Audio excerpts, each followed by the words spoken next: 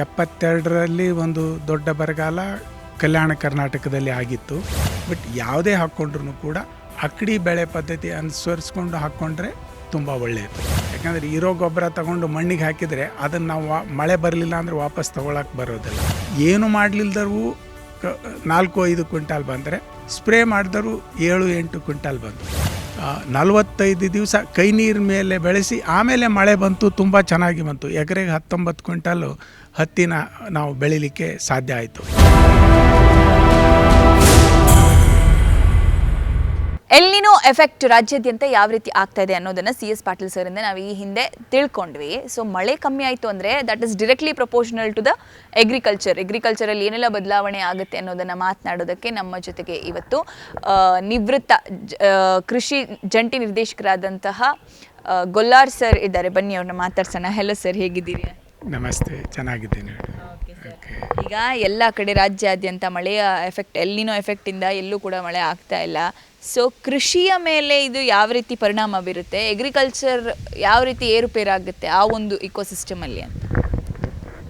ಮಳೆ ಎಲ್ಲ ಕಡೆ ಆಗಿಲ್ಲ ಅಂತಲ್ಲ, ಅಲ್ಲಲ್ಲಿ ಆಗ್ತಾ ಇದೆ. ಇವತ್ತು ಇಲ್ಲೇ ಆದರೆ ನಾಳೆ ಇನ್ನೊಂದು ಕಡೆ ಆಗ್ತದೆ. ನಾಳೆ ಮಾತ್ರ ಈಗ ಎಲ್ಲಿ ಮೊದಲು ಮಳೆ ಆಗಿ ಇದೆ ಅಲ್ಲಿ ಆಗೋದಿಲ್ಲ. ಇಂಥ ಪರಿಸ್ಥಿತಿಯನ್ನು ನೋಡ್ತಾ ಇದ್ದೇವೆ. ಸೊ ಇಂಥ ಪರಿಸ್ಥಿತಿನ ನಮಗೆ ನೆನಪಿದ್ದಂಗೆ 72ರಲ್ಲಿ ಒಂದು ದೊಡ್ಡ ಬರಗಾಲ ಕಲ್ಯಾಣ ಕರ್ನಾಟಕದಲ್ಲಿ ಆಗಿತ್ತು, ಆಗಿನ ಹೈದರಾಬಾದ್ ಕರ್ನಾಟಕ. ಆಮೇಲೆ 85ರಲ್ಲಿ ನಾವು ಉತ್ತರ ಕರ್ನಾಟಕದಲ್ಲಿ ನೋಡಿದ್ವಿ, 87ರಲ್ಲಿ ದಕ್ಷಿಣ ಕರ್ನಾಟಕದಲ್ಲಿ ನೋಡಿದ್ವಿ, ಮತ್ತು 2000ದಿಂದ 2001, 2, 3 ಅವಾಗೇನು 3 ವರ್ಷ ಸತತವಾಗಿ ಭೀಕರ ಬರಗಾಲ ನೋಡಿದ್ವಿ. ಆಮೇಲೆ 2012ರಲ್ಲಿ ಮಧ್ಯಂತರ ಬರಗಾಲನ ನೋಡಿದ್ವಿ. ಬಿತ್ತನೆ ಚೆನ್ನಾಗಾಯಿತು, ನಡುವೆ ಬರ ನೋಡಿದ್ವಿ. ಸೊ ಅದಾದ ನಂತರ ಮೊನ್ನೆ 2023ರಲ್ಲಿ ಮತ್ತು ಅದೇ ಮಧ್ಯಂತರ ಬರಗಾಲನ ನೋಡಿದ್ವಿ. ಸೊ ಇವೆಲ್ಲ ಅನುಭವನ ಲೆಕ್ಕ ಹಾಕ್ಕೊಂಡು ನಾವು ಮಾಡೋದಾದರೆ ಇಲ್ಲಿವರೆಗೆ ಯಾರಿಗೆ ಮಳೆ ಆಗಿಲ್ಲ, ಬಿತ್ತನೆ ಮಾಡಿಲ್ಲ, ಅವರು ಅಂದರೆ ಖರ್ಚಿನ ಲೆಕ್ಕದಲ್ಲಿ ಅವರು ಕಡಿಮೆ ತೊಂದರೆಯಲ್ಲಿದ್ದಾರೆ, ಕಡಿಮೆ ರಿಸ್ಕ್ನಲ್ಲಿದ್ದಾರೆ. ಬಿತ್ತನೆ ಮಾಡಿದವರು ರಿಸ್ಕ್ನಲ್ಲಿದ್ದಾರೆ. ಸೊ ಈ ಕಡಿಮೆ ರಿಸ್ಕ್ ಇದ್ದವರು ಯಾವಾಗ ಹಸಿ ಮಳೆ ಆಗುತ್ತೆ, ಇನ್ನು ಮುಂದೆ ಹಸಿ ಮಳೆ ಆಗುತ್ತೆ, ಆವಾಗ ಈ ಮುಖ್ಯವಾಗಿ ಸಿರಿಧಾನ್ಯ ಬೆಳೆಗಳು ಯಾವರು ಆ ಜಮೀನುಗಳನ್ನು ನೋಡಿಕೊಂಡು ಸಿರಿಧಾನ್ಯ ಬೆಳೆಗಳನ್ನು ಬೆಳ್ಕೊಳ್ಬೋದು. ಮತ್ತು ತಡ ಮುಂಗಾರಿಗೆ ಬೇಕಾಗ್ತಕ್ಕಂಥ ಕೆಲವು ಕಡೆ ಸೋಯಾಬೀನು ಬರ್ತದೆ ಈ ಬಯಲು ಸೀಮೆಗಳಲ್ಲಿ. ಆಮೇಲೆ ಇದು ಅಲಸಂದೆ ಕೂಡ ಹಾಕ್ಕೋಬೋದು. ಬಟ್ ಯಾವುದೇ ಹಾಕ್ಕೊಂಡ್ರೂ ಕೂಡ ಅಕ್ಕಡಿ ಬೆಳೆ ಪದ್ಧತಿ ಅನುಸರಿಸ್ಕೊಂಡು ಹಾಕ್ಕೊಂಡ್ರೆ ತುಂಬ ಒಳ್ಳೆಯದು. ಅಂದರೆ 2 ಅಥವಾ 3 ಬೆಳೆಗಳನ್ನು ಮಿಶ್ರ ಮಾಡಿಕೊಂಡು, ಅಂದರೆ ಪ್ರತ್ಯೇಕ ಸಾಲುಗಳಲ್ಲಿ ಬೆಳಿಬೋದು, ಅವನ್ನ ಮಿಶ್ರ ಮಾಡಿ ಬೆಳಿಬೋದು. ಹಾಗೆ ಮಾಡಿದರೆ ಆಗ್ತದೆ. ಈಗ ನಾವು ತಡವಾಗಿ ಅಲಸಂದಿ ಬಿತ್ತೇವೆ ಅಂದರೆ ಅದಕ್ಕೆ ರಸ ಇರುವ ಕೀಟಗಳ ಬಾಧೆ ಭಾಳ ಬರ್ತದೆ. ಆವಾಗ 1 ಎಕರೆಗೆ 1 kg ಅಥವಾ 1/4 kg ಅಷ್ಟು ಕೊತ್ತಂಬರಿ ಕಲಿಸ್ಕೊಂಡು ನಾವು ಬಿತ್ತಿದರೆ ರಸ ಇರುವ ಕೀಟಗಳ ಬಾಧೆ ನಾವು ತಡಿಬೋದು. ಸೊ ಅದು ಒಂದು. ಆಮೇಲೆ ಯಾವುದೇ ಬೆಳೆ ನಾವು ಮಾಡಿದ್ರೂ ಕೂಡ ಬೀಜೋಪಚಾರನ ಮಾಡಬೇಕು, ಮತ್ತು ಅದು ಶಿಲೀಂಧ್ರನಾಶಕ ಮತ್ತು ಕೀಟನಾಶಕನ ಅಗತ್ಯವಾಗಿ ಅಲ್ಲಿ ಬೀಜೋಪಚಾರಕ್ಕೆ ಬಳಸಬೇಕು. ಅದು ಜೈವಿಕ ಆಗಿರ್ಬೋದು ಅಥವಾ ರಾಸಾಯನಿಕ ಆಗಿರ್ಬೋದು. ಇದಲ್ಲದೆ ಗೊಬ್ಬರಗಳನ್ನು ನಾವು ಬಿತ್ತಬೇಕಾದ್ರೆ ಏನು ಹಾಕ್ತೀವಿ ಅದು 10ರಿಂದ 20 kg ಒಳಗೆ ಇರಬೇಕದು. ಯಾಕಂದರೆ ಇರೋ ಗೊಬ್ಬರ ತಗೊಂಡು ಮಣ್ಣಿಗೆ ಹಾಕಿದರೆ ಅದನ್ನು ನಾವು ಮಳೆ ಬರಲಿಲ್ಲ ಅಂದರೆ ವಾಪಸ್ ತೊಗೊಳಕ್ಕೆ ಬರೋದಿಲ್ಲ. ಸೊ ಆ ಒಂದು ದೃಷ್ಟಿನಲ್ಲಿ ಗೊಬ್ಬರನ ಹಿಡಿತಲ್ಲಿ ಇಡಬೇಕು. ಮತ್ತು ಹೇಗೆ ಹಸಿ ಬೆಳೆಗೆ ಸಿಗ್ತಾ ಹೋಗ್ತದೆ ಹಾಗೆ ನಾವು ಸಿಂಪರಣೆ ಮೂಲಕ ಪೋಷಕಾಂಶಗಳನ್ನು ಕೊಡ್ತಾ ಹೋದರೆ ಒಳ್ಳೆಯದು. ಸೊ ಈ ನಿಟ್ಟಿನಲ್ಲಿ ನಮ್ಮ ಅನುಭವ ತುಂಬ ಇದೆ.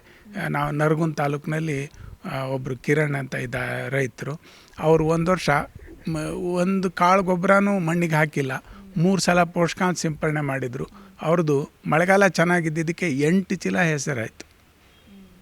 ಆಮೇಲೆ ಈ ಹಿಂಗಾರಿನಲ್ಲಿ ನಮ್ಮ ಅನುಭವ ಹೇಗಿದೆ ಅಂದರೆ ಮಳೆ ಕಡಿಮೆ ಆಗ್ತಾ ಹೋಗ್ತದೆ. ಅದೇ 2023ರಲ್ಲಿ ಕಡಿಮೆ ಆಯ್ತಲ್ವ. ಸೊ ಮೊದಲೆಲ್ಲ ನಾವು 3 ಗ್ರಾಮು 5 ಗ್ರಾಮು ಪೋಷಕಾಂಶ 1 ಲೀಟರ್ ನೀರಿಗೆ ಬಳಸಿದರೆ ಆವಾಗ 1 ಗ್ರಾಮ್ ಬಳಸ್ಕೊಳ್ತಾ ಬಂದ್ವಿ. ಒಂದೊಂದೇ ಗ್ರಾಮ್ ಬಳಸಿ ಎರಡು ಸ್ಪ್ರೇ ಹೀಗೆಲ್ಲ ಮಾಡಿದಾಗ ಏನು ಮಾಡಲಿಲ್ದರೂ 4-5 ಕ್ವಿಂಟಾಲ್ ಬಂದರೆ ಸ್ಪ್ರೇ ಮಾಡಿದರೂ 7-8 ಕ್ವಿಂಟಾಲ್ ಬಂತು. ಪೋಷಕಾಂಶಗಳು ಇಲ್ಲಿ. ಸೊ ಆ ಪೋಷಕಾಂಶಗಳನ್ನು ಆ ಬೆಳೆ ಸ್ಥಿತಿ ನೋಡಿದರೆ ಆವಾಗ ಸಾಮಾನ್ಯವಾಗಿ 19 ಇರ್ತದೆ. ಅದ್ರ ಜೊತೆಗೆ ಆರಂಭದ ಹಂತದಲ್ಲಿ 13-0-45 ಬಳಸ್ಬೋದು. ಮತ್ತು ಈ ಲಘು ಪೋಷಕಾಂಶಗಳ ಮಿಶ್ರಣ ಬರ್ತದೆ. ಕೃಷಿ ಇಲಾಖೆಯಲ್ಲಿ ಈಗ ಟಾನಿಕ್ ಅಂತ ಹೇಳಿಬಿಟ್ಟು ರಿಯಾಯಿತಿನಲ್ಲಿ ಕೊಡ್ತಾರೆ. ಅದು ತುಂಬ ಕಡಿಮೆ ದರದಲ್ಲಿ ಸಿಗೋದ್ರಿಂದ ರೈತರು ಅದನ್ನು ಬಳಸೋದು ತುಂಬ ಒಳ್ಳೆಯದು. ಸರ್, ಈಗ ಮಳೆ ಕಡಿಮೆ ಆದಂಥ ಸಂದರ್ಭದಲ್ಲಿ ಒಂದು ವರ್ಷ ಮಳೆನೇ ಇಲ್ಲ, ಅದು ನೆಕ್ಸ್ಟ್ ಇಯರ್ ಬೆಳೆ ಬಿತ್ತೋದಕ್ಕೆ ಏನಾದರೂ ಸಮಸ್ಯೆ ಆಗುತ್ತಾ? ರೈತರು ಏನು ಮಾಡಬೇಕು? ಈ ವರ್ಷವೇ ಒಳ್ಳೆ ಇಳುವರಿ ತಗೋಬೇಕು, ಮಳೆ ಇಲ್ಲ ಅಂದ್ರೂ ಯಾವ ರೀತಿ ಬೆಳೆ ಬೆಳೆಯೋದು ಅನ್ನೋದು ರೈತರ ಒಂದು ಪ್ರಶ್ನೆ ಆಗಿರುತ್ತೆ. ಸೊ ಇದಕ್ಕೆ ಸಿಂಪಲ್ ಟಿಪ್ಸ್ ತಲೆ ಕೆಡಿಸ್ಕೊಳ್ದಲ್ಲೇ ಏನು ಹೇಳೋದಿದೆ? ಅಲ್ಲ, ಮಳೆನೇ ಬರಲಿಲ್ಲ, ಬಿತ್ತನೆ ಆಗಲಿಲ್ಲ ಅಂದರೆ ಏನು ಹಾಕೋಣ ಅಲ್ಲ, ಆ ಥರದ್ದು. ಆವಾಗ ಏನಿದೆ, ಕೆಲವು ಬೆಳೆಗಳು ಈಗ ಮೆಣಸಿನ ಗಿಡ, ಹತ್ತಿ ಇಂಥವೇನಾಗುತ್ತೆ, ಗುಣಿಗೆ ನೀರು ಹಣಿಸ್ತಾ ಹೋಗ್ತೀವಿ, ಅದು ತುಂಬ ಚೆನ್ನಾಗಿ ಆಗ್ತದೆ.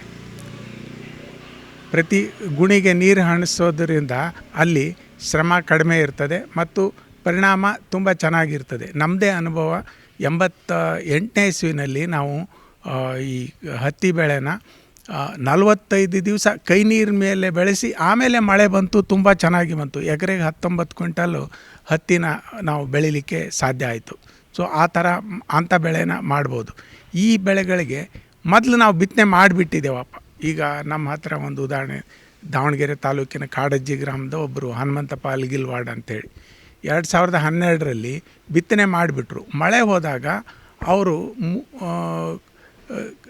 ಬೇರೆಯವ್ರ ಟ್ರ್ಯಾಕ್ಟರು, ಬೇರೆಯವ್ರದ್ದು ಟ್ಯಾಂಕರು, ಮತ್ತೊಬ್ಬರದ್ದು ಬೋರ್ ನೀರು ಹಾಗೆ ತೊಗೊಂಡು ಬಂದು ನೀರು ಹಾಯಿಸಿದ್ರು. 2 ಸಲ ನೀರು ಹಾಯಿಸಿದ್ರು ಅವರು.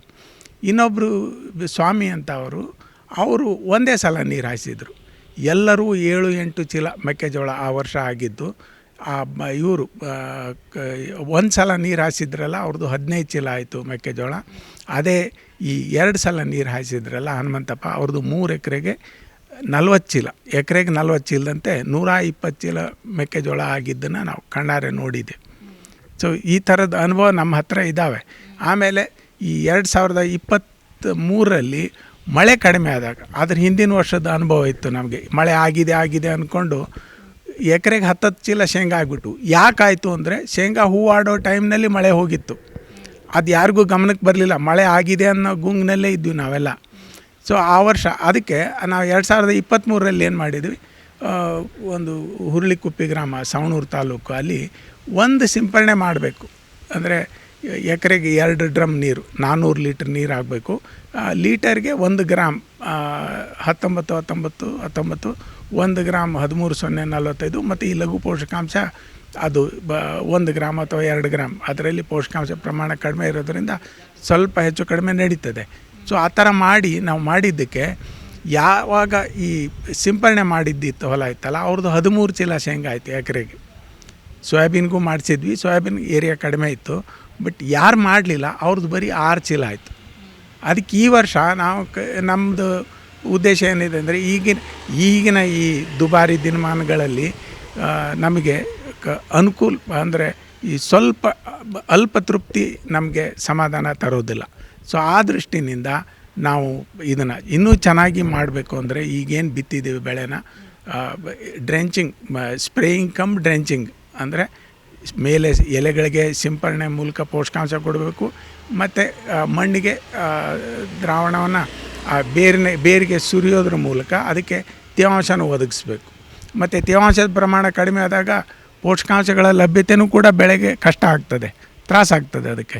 ಸೊ ಅವು ಎರಡೂ ನಾವು ಹಂತವಾಗಿ, ಅದು 2 ದಿನಕ್ಕೋ 3 ದಿನಕ್ಕೋ ತೇವಾಂಶ, ವಾತಾವರಣದ ಅಂದರೆ ವಾತಾವರಣ ಹೇಗಿದೆ ಅದನ್ನು ನೋಡಿಕೊಂಡು ಮತ್ತು ಮಳೆಯ ಮುನ್ಸೂಚನೆ ನೋಡಿಕೊಂಡು ನಾವು ಮಾಡಿದ್ದೇ ಆದರೆ ಅದರಲ್ಲಿ ಒಳ್ಳೆಯ ಒಂದು ಸಾಧನೆ ಮಾಡಲಿಕ್ಕೆ ಅವಕಾಶ ಇದೆ. ಅಂದರೆ ಈಗಾಗಲೇ ಬಿತ್ತಿಲ್ಲದೆ ಇರೋದಲ್ಲಿ ಮನೆಯಲ್ಲಿ ಮಾಡೋರಿದ್ದಾರೆ ಅಂದರೆ ಈ ಥರದ ಕೆಲಸ, ಅಂದರೆ ಈ ನೀರು ಹಾಕೋದು ಇಂಥವನ್ನು ನಾವು ಮಾಡಲಿಕ್ಕೆ ಅವಕಾಶ ಆಗ್ತದೆ. ಮಳೆ ಕಡಿಮೆ ಆಯಿತು, ಪೂರ್ತಿ ಒಂದು ವರ್ಷ ಮಳೆನೇ ಬರಲಿಲ್ಲ ಅಂತಂದರೆ ಯಾವ ಕ್ರಾಪ್ಗೆ ಅತಿ ಹೆಚ್ಚು ಪರಿಣಾಮ? ಅಂದರೆ ಆಲ್ಟರ್ನೇಟಾಗಿ ನೀವೀಗ ಹೇಳಿದ್ರಿ 400 ಲೀಟ್ರ್ ನೀರೆಲ್ಲ ಹಾಕ್ಕೊಂಡು ನಾವು ಆರ್ಟಿಫಿಷಿಯಲಾಗಿ ಮಾಡ್ಕೋಬಹುದು ಪೋಷಕಾಂಶವನ್ನು ಕೊಟ್ಟು ಅಂತ. ಸೊ ಮಳೆನೇ ನ್ಯಾಚುರಲಾಗಿ ಮಳೆ ಬರಲಿಲ್ಲ ಅಂದರೆ ಸರ್ ಯಾವ ಕ್ರಾಪಿಗೆ ಸಿಕ್ಕಾಪಟ್ಟೆ ಎಫೆಕ್ಟ್ ಆಗುತ್ತೆ, ಏನು ಹೇಳ್ತೀರಿ? ಅಲ್ಲ, ಈಗಿನ ಹಂತದಲ್ಲಿ ಎಲ್ಲ ಬೆಳೆಗಳಲ್ಲೂ ಮೆಕ್ಕೆಜೋಳ, ಸೂರ್ಯಕಾಂತಿ ಅಂತೂ ಹೋಗೇ ಬಿಡ್ತಾವೆ. ಅವು ಅಂದರೆ ಅವು ಸೆನ್ಸಿಟಿವ್ ಕ್ರಾಪ್ಸ್ ಅಂತ ಹೇಳ್ತೀವಿ ಅವಕ್ಕೆ. ಅಂದರೆ ಒಂದು ಸ್ವಲ್ಪ ನೀರಿನ ಕೊರತೆ ಆಯಿತು ಅಂದರೆ ಅವು ಆಗಲೇ ಬಾಡಲಿಕ್ಕೆ ಶುರು ಮಾಡಿಬಿಡ್ತವೆ. ಸೊ ಅಂಥ ಎಲ್ಲ ಬೆಳೆಗಳು ಆಗ್ತವೆ. ಅಂದರೆ ಮೊದಲಿನ ಒಂದು ತಿಂಗಳು ಏನಿದೆಯಲ್ಲ ಆರಾಮಾಗಿ ಎಲ್ಲ ಬೆಳೆಗಳು ತಡಿತವೆ. ಭತ್ತ ಕೂಡ ಮೊದಲಿನ ಒಂದು ತಿಂಗಳು ನೀರು ಇರಲಿಲ್ಲ ಅಂದರೆ ತಾಳ್ತದೆ. ಆದರೆ ತಿಂಗಳು ಆದಮೇಲೆ ಮುಂದೆ ಹೇಗೆ ದಿನ ಸಾಗ್ತಾ ಹೋಗ್ತದೆ ಹಾಗೆ ಆ ನೀರಿನ ಬೇಡಿಕೆ ಜಾಸ್ತಿ ಆಗ್ತದೆ. ಮತ್ತು ನೀರಿನ ಕೊರತೆ ಆದಾಗ ಬೆಳೆ ಕುಂಠಿತ ಆಗುವಂಥದ್ದು, ಇಳುವರಿ ಪ್ರಮಾಣ ಗಮನಾರ್ಹವಾಗಿ ಕಡಿಮೆ ಆಗ್ತಕ್ಕಂಥದ್ದು ಹೆಚ್ಚಿಗೆ ಆಗ್ತಾ ಹೋಗ್ತದೆ. ಅದು ಹೂವಾಡೋ ಹಂತದಲ್ಲಂತೂ ಭಾಳ ಸೆಲ್ಟಿ ಅಲ್ಲ. ಆ ಹಂತದಲ್ಲಿ ನಾನು ಹೇಳಿದಲ್ಲ, ಮೊದಲಿನ ಒಂದು ತಿಂಗಳು ನಾವು ನೀರು ಕೊಡಲಿಲ್ಲ ಅಂದ್ರೆ ನಡೀತದೆ. ತೊಗರಿನಲ್ಲಿ 2 ತಿಂಗಳು ನೀರು ಅದು ಬದುಕಿದ್ರೆ ಸಾಕು, ನೀರು ಕೊಡಲಿಲ್ಲ ಅಂದ್ರೂ ನಡೀತದೆ. ಆದರೆ ಆ ಹೂ ಬರೋ ಸಮಯದಲ್ಲಿ ಏನಿದೆಯಲ್ಲ ಆವಾಗ ನಾವು ಈ ಇದನ್ನು ಏನು ಸಿಂಪರಣೆ ಮತ್ತು ಬುಡಕ್ಕೆ ಇದನ್ನು ನೀರು ಸುರಿಯೋದು ಆ ಕೆಲಸನ ಸಾಯಂಕಾಲ ಮಾಡಬೇಕು. ಯಾಕಂದರೆ ಮಧ್ಯಾಹ್ನ ಮಾಡಿದರೆ ಅಥವಾ ಬೆಳಿಗ್ಗೆ ಮಾಡಿದರೆ ಬಿಸಿಲಿಗೆ ನಮ್ಮ ಶ್ರಮ ಅರ್ಧ ವೇಸ್ಟ್ ಆಗಿಬಿಡ್ತದೆ. ಸೊ ಸಾಯಂಕಾಲ ಮಾಡಿದರೆ ಚೆನ್ನಾಗಿ ಆಗ್ತದೆ. ಮಳೆ ಬರಲಿಲ್ಲ ಅಂದರೂ ಕೂಡ ಒಂದು ತುಂಬ ಚೆನ್ನಾಗಿ ಬೆಳೆಯನ್ನು ಬೆಳೆಯೋದಕ್ಕೆ ರೈತರಿಗೆ ಒಂದು ಸಿಂಪಲ್ ಟಿಪ್ಸ್ ಏನು ಕೊಡ್ತೀರಿ ನೀವು? ಬಿಕಾಸ್ ತುಂಬ ತಲೆ ಬಿಸಿ ಮಾಡಿಕೊಂಡು ಈ ವರ್ಷ ಇಡೀ ನಮಗೆ ಬೆಳೆನೇ ಇಲ್ಲ ಅಂತ ಹೇಳ್ತಾರೆ. ಸೊ ಒಂದು 10 ಟಿಪ್ಸ್ ಕೊಡೋದಾದ್ರೆ ಏನು ಹೇಳಿ? ಒಂದು ಅಂದರೆ ಈಗ ಬಿತ್ತಿಲ್ಲ ಅಂದರೆ ಹೇಳಿದಲ್ಲ, ಹಸಿ ಮಳೆ ಆದ ನಂತರ ಬಿತ್ತನೆಯನ್ನು ಮಾಡಿ, ಬಿತ್ತನೆ ಮಾಡುವಾಗ ಗೊಬ್ಬರ ಕಡಿಮೆ ಬಳಸಿ ಮತ್ತು ಅಕ್ಕಡಿ ಮತ್ತು ಮಿಶ್ರ ಬೆಳೆ ಪದ್ಧತಿ, ಅಂದರೆ ಆ ಹವಾಮಾನಕ್ಕೆ ದಿಕ್ಕು ತಪ್ಪಬೇಕು ಆ ಥರದ್ದು ಪರಿಸ್ಥಿತಿ. ಒಂದೇ ಬೆಳೆ ಹಾಕಿದರೆ ನನಗೆ ಲಾಭ ಆಗ್ಬೋದು, ಲುಕ್ಸಾನ್ ಆಗ್ಬೋದು. ಆದರೆ 2-3 ಬೆಳೆ ಇದ್ದರೆ ನನಗೆ ಖಂಡಿತ ದೊಡ್ಡ ಲಾಭ ಆಗಲಿಕ್ಕಿಲ್ಲ, ಲುಕ್ಸಾನ್ ಆಗೋದಿಲ್ಲ. ಕೃಷಿನಲ್ಲಿ ಸುಸ್ಥಿರ ಇಳುವರಿ ಅಥವಾ ಸುಸ್ಥಿರ ಆದಾಯ ಬಹಳ ಮುಖ್ಯ. ಹಾನಿ ಆಗಬಾರ್ದು. ಇಲ್ಲಿ ದೊಡ್ಡ ಲಾಭ ಬಂದಾಗ ಅದೇನೋ ಮಾಡ್ತೀವಿ, ಮತ್ತು ಅದು ಯಾವುದಕ್ಕೋ ಖರ್ಚು ಮಾಡ್ತೀವಿ. ಆದರೆ ಹಾನಿ ಆಗಲಿಲ್ದಂಗೆ ನೋಡೋಂಥದ್ದು ಇದೆಯಲ್ಲ ಆ ಥರ ಮಾಡಬೇಕು. ಮತ್ತು ಈ ಪೋಷಕಾಂಶಗಳ ಬಳಕೆ ಇದೆಯಲ್ಲ ಇದನ್ನು ನಾವು ಅದರ ಪ್ರಮಾಣಕ್ಕೆ ತಕ್ಕಂಗೆ, ಯಾಕಂದರೆ 1-10 ಗ್ರಾಮ್ವರೆಗೂ ನಾವು ಪೋಷಕಾಂಶ ಬಳಸ್ಬೋದು. ಸೊ ತೇವಾಂಶದ ಮಟ್ಟವನ್ನು ಆಧರಿಸಿ ಹೌದು ಅದನ್ನು ನಾವು ಮತ್ತೆ ಪದೇ ಮಾಡಿದ್ವಿ. 3-4 ದಿನದಲ್ಲೇ ಈ ಪೋಷಕಾಂಶ ಸಿಂಪರಣೆ ಮಾಡಿದರೆ ಬೆಳೆ ಸುಟ್ಟು ಹೋಗಿಬಿಡ್ತದೆ. ಸೊ ಅದನ್ನು ಮಾಡೋಕ್ಕಾಗೋದಲ್ಲ. 10 ದಿನಕ್ಕೆ ಒಂದು ಸಲ ಪೋಷಕಾಂಶ ಸಿಂಪರಣೆ ಮಾಡಿದರೆ 10 ದಿನ ತಾಳ್ತದೆ. 12-14 ದಿನಕ್ಕೊಮ್ಮೆ ನಾವು ಸಿಂಪರಣೆ ಮಾಡಿದರೆ ಚೆನ್ನಾಗಿ ಆಗ್ತದೆ. ಈಗ ಒಮ್ಮೆ ಮಾಡಿದ್ದೀನಿ ಅಂದರೆ ಅದು ಆಗೋದಿಲ್ಲ. ನಾವು 2-3 ಸಲ ಅದು ಅಗತ್ಯಕ್ಕೆ ತಕ್ಕಂತೆ ಮಾಡಬೇಕು. ಅದು ಬೆಳೆನೇ ಹೇಳಿಬಿಡ್ತದೆ ನನಗೆ ಕೊರತೆ ಆಗಿದೆಯಾ ಇಲ್ವಾ ಅಂತ. ಅದು ದಟ್ಟ ಹಸಿರಿತ್ತಂದರೆ ಅದಕ್ಕೆ ಕೊರತೆ ಆಗಿಲ್ಲ ಅಂತ. ಅದು ತಿಳಿ ಹಸಿರು ಬಣ್ಣಕ್ಕೆ ತಿರುಗ್ತು ಬೆಳೆ ಅಂದರೆ ಆವಾಗ ಅದಕ್ಕೆ ಪೋಷಕಾಂಶದ ಕೊರತೆ ಆಗಿದೆ. ಅಥವಾ ನೀರಿನ ಕೊರತೆ ಆದರೆ ಗರಿಗಳು ಮಧ್ಯಾಹ್ನದ ಹೊತ್ತು ಬಾಡೋಂಥದ್ದು ಅದೆಲ್ಲ ಕಾಣ್ತದೆ. ಸೊ ಅದಕ್ಕೆ ತಕ್ಕಂಗೆ ನಾವು ಪೋಷಕಾಂಶ ಮತ್ತು ನೀರಿನ ನಿರ್ವಹಣೆ ಮಾಡಬೇಕಾಗ್ತದೆ. ಮತ್ತು ಈಗ ಏನು ಮಳೆ ಆಗಿಲ್ಲ ಈಗ ಅಂದರೆ ಮುಂದಿನ ಬೆಳೆ ಇಡಲಿಕ್ಕೆ ಏನು ತೊಂದರೆ ಆಗೋದಿಲ್ಲ. ಯಾಕಂದ್ರೆ ಮುಂದಿನ ಬೆಳೆ ತುಂಬ ಚೆನ್ನಾಗಿ ಬರೋವಂಥದ್ದು ಸೂಚನೆ ಇರ್ತದೆ. ಯಾವುದು ಕಳೆ ಕಸ ಇರೋದಿಲ್ಲ, ಹಾರಿಗಿಬಿಟ್ಟು ನಾವು ಬಿತ್ತನೆ ಮಾಡಿದರೆ ಮುಂದಿನ ವರ್ಷ ಚೆನ್ನಾಗಿ ಬೆಳೆ ಬರ್ತದೆ. ನಾವು 85-86 ಭೀಕರ ಬರಗಾಲ ನೋಡಿ, ಅಂದರೆ ವಲಯ 3ರಲ್ಲಿ ಒಂದು ಕಾಳು ಕೂಡ ಬಿತ್ತಿರಲಿಲ್ಲ. ಅದು ಆವಾಗ ಈ ಗದಗ, ವಿಜಾಪುರ, ಬಾಗಲಕೋಟೆ ಆ ಭಾಗ ಏನು ವಲಯ 3 ಅಂದರೆ 34 ತಾಲೂಕು ಬರ್ತವೆ. ಅವು ಅದರಲ್ಲಿ ನಮ್ಮ ಧಾರವಾಡದ ನವಲಗುಂದ ತಾಲೂಕು ಬರ್ತದೆ, ಇಡೀ ಗದಗ ಜಿಲ್ಲೆ ಬರ್ತದೆ, ಕೊಪ್ಪಳ ಬರ್ತದೆ, ಬಿಜಾಪುರ, ಬಾಗಲಕೋಟೆ, ಬೆಳಗಾವಿನ 5 ತಾಲೂಕುಗಳು ಬರ್ತದೆ. ಸೊ ಆಮೇಲೆ ರಾಯಚೂರಿನಲ್ಲಿ ಲಿಂಗಸ್ಗೂರು ತಾಲೂಕು ಬರ್ತದೆ. ಸೊ ಅವೆಲ್ಲ ವಲಯ 3 ಅಂತ 34 ತಾಲೂಕು ಬರ್ತದೆ. ಈವನ್ ಹರಪನಹಳ್ಳಿ ಕೂಡ ಸೇರ್ತದೆ. ಅದೇ ಹರಪನಹಳ್ಳಿ ಇದೆ ಬಳ್ಳಾರಿ ಜಿಲ್ಲೆಯಲ್ಲಿ. ಈ ಕಡೆ ತಾಲೂಕು ಏನು ಬರ್ತಾ ಅವು ಬಳ್ಳಾರಿ ಜಿಲ್ಲೆ ಅವು ಕೂಡ ಸೇರ್ತವೆ, ಬಳ್ಳಾರಿ ಮತ್ತು ವಿಜಯನಗರ ಜಿಲ್ಲೆ. ಸೊ ಅಲ್ಲಿ ಆವಾಗ ಕೆಲವು ಕಡೆ ಬಿತ್ತನೆ ಆಗಿರಲಿಲ್ಲ. ಸೊ ಮರು ವರ್ಷ 86-87 ಮುಂಗಾರು ಚೆನ್ನಾಗಿ ಆಯಿತು, ಮುಂಗಾರು ಬೆಳೆ ಚೆನ್ನಾಗಿ ಆಯಿತು. ಅದು ಆದರೆ ಹಿಂಗಾರಿ ಆಗಲಿಲ್ಲ 86 87 ಹಿಂಗಾರಿ ಇಲ್ಲ. ಕೋಸ್ಟಲ್ ಸೈಡ್ ಅಂದರೆ ಚಿಕ್ಕಮಗಳೂರು ಇಲ್ಲೆಲ್ಲ ಸೊಪ್ಪು ಅತಿ ಹೆಚ್ಚು ಬೆಳೀತಾರೆ. ಸೊ ಇದಕ್ಕೆ ಯಾವ ರೀತಿ ಎಫೆಕ್ಟ್ ಆಗುತ್ತೆ ಅಂತ, ಅರಿವೆ ಸೊಪ್ಪು ಅಥವಾ ಸೊಪ್ಪು? ಇಲ್ಲ, ಅವರು ಸಾಮಾನ್ಯವಾಗಿ ನೀರಿನ ಅನುಕೂಲ ಇದ್ದಲ್ಲಿ ಮಾಡ್ತಾರೆ. ಅವ್ರಿಗೇನು ಅಂದರೆ ನೀರಿನ ಸೆಲೆ ಕಡಿಮೆ ಆದಾಗ ಅವಾಗೇನಾಗುತ್ತೆ, 10 ಎಕರೆ ಮಾಡ್ಕೊಳ್ಳೋರು 4 ಎಕರೆ, 4 ಎಕರೆ ಮಾಡ್ಕೊಳ್ಳೋರು 2 ಎಕರೆ ಮಾಡ್ಕೋಬೇಕಾಗತ್ತೆ. ಅವಾಗೇನು ಅಷ್ಟು ಅವ್ರಿಗೆ ನೀರಾವರಿ ಇದ್ದಲ್ಲೇ ಆ ಥರ ತರಕಾರಿಗಳು ಅಂದರೆ ಖಂಡಿತ ಏಟು ಬೀಳ್ತದೆ. ಈಗ ಟೊಮೆಟೊನ ಮಳೆ ಆಶ್ರಯದಲ್ಲಿ ತುಂಬ ಕಡೆ ಬೆಳೀತಾ ಇದ್ದಾರೆ. ನಮ್ಮ ತರೀಕೆರೆ, ಆಮೇಲೆ ದಾವಣಗೆರೆ ಜಿಲ್ಲೆಯಲ್ಲಿ ಕೆಲವು ಭಾಗ, ಹಾವೇರಿ ಜಿಲ್ಲೆಯಲ್ಲಿ ಮಳೆ ಆಶ್ರಯದಲ್ಲಿ ಬೆಳೀತಾರೆ. ಸೊ ಅದು ಇರೋದಕ್ಕೆ ಈಗ ನಾವು ನೋಡ್ತಾ ಇದ್ದೀವಿ ಟೊಮೆಟೊ ರೇಟು ಈಗ ಜಾಸ್ತಿ ಆಗಿದೆ. ಅದು ಜಾಸ್ತಿ ಆಗಿದೆ ಅಂದರೆ ಈಗ ಮಳೆ ಇಲ್ಲ ಅಂತಂದರೆ ಎಲ್ಲ ಪ್ರೈಸ್ ಹೈಕ್ ಆಗುತ್ತೆ, ರೈತರಿಗೆ ನಷ್ಟ. ಸೊ ಇದೆಲ್ಲ ಇಂಟರ್ಲಿಂಕ್ಡ್ ಅಂತ ಹೇಳಿ. ಹಾಂ, ಖಂಡಿತ ಆಗುತ್ತೆ. ಅದು ಮಳೆ ಇಲ್ಲದೆ ಇದ್ದಾಗ ಆಗುತ್ತೆ. ಅತಿ ಮಳೆ ಆದಾಗೂ ಇದನ್ನು ನೋಡ್ತೀವಿ ನಾವು. ಅತಿ ಮಳೆ ಆದಾಗ ಅದು ಹಸಿ ಬರ. ಈಗ ನಾವು ನೋಡ್ತಾ ಇರೋದು ಒಣ ಬರ. ನೆಕ್ಸ್ಟ್ ಇಯರಿಗೆ ಅದೆಲ್ಲ ಕರೆಕ್ಟ್ ಆಗುತ್ತೆ ಅಲ್ಲ, ಇದು ತಾತ್ಕಾಲಿಕ. ಈಗಿರೋ ಮುನ್ಸೂಚನೆ ಮಟ್ಟಿಗೆ ಎಲ್ಲಿನೋ ಪರಿಣಾಮ ಏನಿದೆ ಈಗ ತಾತ್ಕಾಲಿಕ ಇದೆ ಅಂತ ಇದೆ. ಈ ವರ್ಷದ ಮಳೆಗಾಲದ ಕೊನೆಯವರೆಗೂ ಈ ಥರ ಇರ್ತದೆ ಅಂತ. ಸೊ ಮುಂದಿನ ಬೆಳವಣಿಗೆ ಹೇಗಾಗ್ತದೆ, ಯಾಕಂದರೆ ನಾವು ಮೊನ್ನೆ ನೋಡಿದ್ವಿ ಮಳೆ ಬರ್ತದೆ ಅಂದ್ಕೊಂಡ್ವಿ. ಆದರೆ ಮಳೆ ಬರ್ತದೆ ಅಂದ್ಕೊಂಡಾಗ ಏನಾಯಿತು, ಗಾಳಿ ವೇಗ ನಿಧಾನ ಆಗಿದ್ದಕ್ಕೆ ನಮಗೆ ಮಳೆ ಬರೋದು ತಡ ಆಗ್ತದೆ. ಸೊ ಕೆಲವು ಬದಲಾವಣೆಗಳು ಆಗ್ತವೆ. ಮುಂದಿನ ವರ್ಷ ಅದು ಚೆನ್ನಾಗಿರ್ತದೆ ಅಂತ. ಇದೇ ಥರನೂ ಮುಂದಿನ ವರ್ಷವೂ ಇರೋದಿಲ್ಲ ಅಂತಲ್ಲ. ರೈತರಿಗೆ ಸರಿಯಾದ ಮಾರ್ಗದರ್ಶನ ಅಂದರೆ ಯಾವುದನ್ನು, ರೈತರಿಗೆ ಸರಿಯಾದ ಮಾರ್ಗದರ್ಶನ ಅಂದರೆ ಯಾವುದನ್ನು ಎಷ್ಟು ಬಳಸಬೇಕು, ಈಗ ಪೋಷಕಾಂಶಗಳನ್ನು ಎಷ್ಟು ಹಾಕಬೇಕು, ಹೇಗೆ ಇದ್ರ ಬಗ್ಗೆ ಯಾವ ರೀತಿ ಅವ್ರಿಗೆ ಗೈಡ್ ಮಾಡೋದಕ್ಕೆ ಹೇಗೆ ಅಂತ? ಈಗ ನೋಡಿ, ರಾಜ್ಯಾದ್ಯಂತ ಪ್ರತಿ ಹೋಬಳಿನಲ್ಲೂ ವಾಟ್ಸಪ್ ಗ್ರೂಪ್ಗಳಿದ್ದಾವೆ. ಬರೀ ಶುಭೋದಯ ಶುಭರಾತ್ರಿ ಹೇಳಲಿಕ್ಕೆ ಭಾಳ ಜನ ಬಳಸ್ತಾರೆ. ಸೊ ಕೆಲವು ಕಡೆ ಅಧಿಕಾರಿಗಳು ನಿಷ್ಠುರದಲ್ಲಿ ಚೆನ್ನಾಗಿದೆ. ಸೊ ಅದು ತುಂಬ ಉತ್ತಮ ವೇದಿಕೆ. ಒಂದು ಬೆಳೆ ಫೋಟೋ ಹಾಕಿಬಿಟ್ರೆ ಅವರಿಗೆ ಸಲಹೆ ಅಲ್ಲೇ ಬರ್ತದೆ. ಸೊ ಅದನ್ನು ಚೆನ್ನಾಗಿ ಬಳಸ್ಕೊಂಡ್ರೆ ತುಂಬ ಚೆನ್ನಾಗಿ ಆಗ್ತದೆ. ಮತ್ತು ಗೊತ್ತಾಗಲಿಲ್ಲ ಅಂದರೆ ಈ ವಿಶ್ವವಿದ್ಯಾಲಯಗಳ ತಜ್ಞರು ಎಲ್ಲಿರ್ತಾರೆ ಅವ್ರನ್ನ ಸಂಪರ್ಕಿಸಿ ಮಾಹಿತಿನ ಕೊಡ್ತಕ್ಕಂಥ ವ್ಯವಸ್ಥೆ ಇಲಾಖೆನಲ್ಲಿದೆ. ಅದು ತೋಟಗಾರಿಕೆ ಆಗ್ಬೋದು, ಕೃಷಿ ಇಲಾಖೆ ಆಗ್ಬೋದು, ಎಲ್ಲ ಇಲಾಖೆಗಳಲ್ಲೂ ಸಮನ್ವಯತೆ ಇದೆ. ಸೊ ಹೋಬಳಿ ಮಟ್ಟದಲ್ಲಿ ಆ ವಾಟ್ಸಪ್ ಗ್ರೂಪ್ನಲ್ಲಿ ಅವ್ರಿಗೇನು ಮೀನು ಸಾಕಾಣಿಕೆಯಲ್ಲಿ ತೊಂದರೆ ಆಗಿದೆಯಾ, ಯಾವುದೇ ತೊಂದರೆ ಆಗಲಿ, ತೋಟಗಾರಿಕೆಯಲ್ಲಿ ತೊಂದರೆ ಇದೆ, ಅದನ್ನು ಹೇಳಿದರೆ ಅವ್ರಿಗೆ ಅಗತ್ಯ ಸಲಹೆನ ನೀಡಲಿಕ್ಕೆ ಇದ್ದಾರೆ, ತಜ್ಞರಿದ್ದಾರೆ.